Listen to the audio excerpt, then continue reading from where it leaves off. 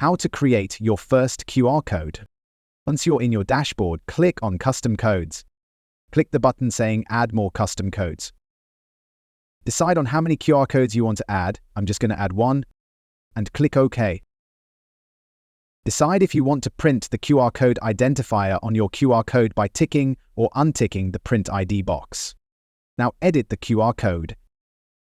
The property address is what property the QR code is currently pointing to, but it can be a simple reference name if you are going to print it on a leaflet or a business card, your choice, but this makes it searchable.